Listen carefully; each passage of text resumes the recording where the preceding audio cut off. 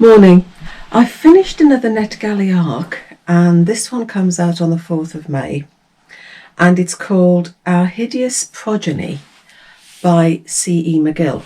Now, this is one that intrigued me because it's based around Frankenstein, which, if anybody asks me what my favourite book of all time is, it has to be Frankenstein. It is right up there. I absolutely adore it. So because it's based around Frankenstein, is one I was intrigued to pick up. It's set in 1851, and we follow Mary, who is the great niece of Victor Frankenstein.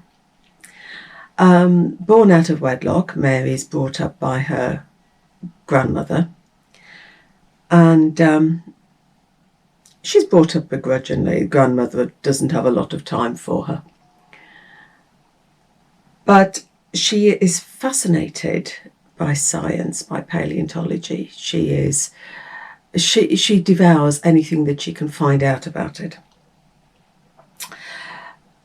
But as we get through the novel, you find that at that time, women's ideas about science were totally discounted. They weren't allowed in any of the societies.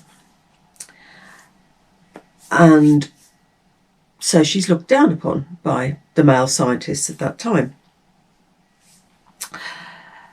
When she marries Henry, the pair of them decide that they want recognition in this scientific world. They want renown. But their lack of wealth is holding them back. They haven't got the money to put into these grand experiments. And then again, Mary finds out that if they ever were to have a scientific breakthrough, everything would be under Henry's name. She wouldn't even get a footnote. Then she finds letters relating to her great uncle and his experiment. And she decides, she puts forward this idea to Henry that this is what they should do. They should try to bring back to life one of these ancient creatures that they found out about through the fossils. They should rebuild it. Rebuild one of these magnificent creatures and bring it back to life. And doing so, they will absolutely take the scientific world by storm. But then, as success gets ever closer, that is when Mary begins to question the morality of the enterprise. As regards the book, the scientific details, the descriptions, very well researched, and there's a lot in here about the sort of the scientific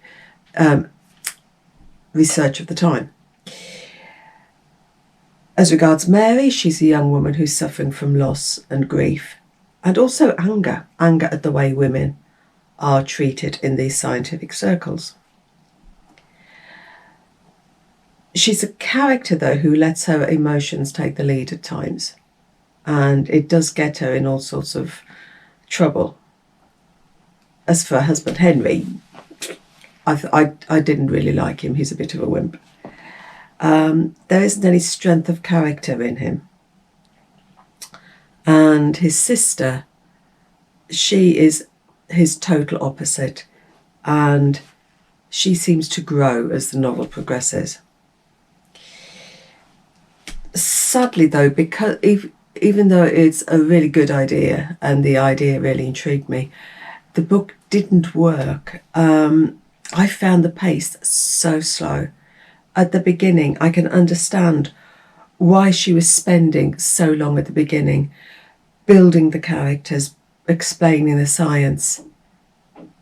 But I wanted more of this creature that they were building. I wanted more of this hideous progeny. And it was just, we were just so long getting there. It just didn't work for me, which is quite sad, really. There are comparisons to be made between Mary's creature and Victor Frankenstein's creature, which again is interesting. But anyway, that's it. That's our Hideous Progeny. Comes out on the 4th of May. So happy reading. Take care.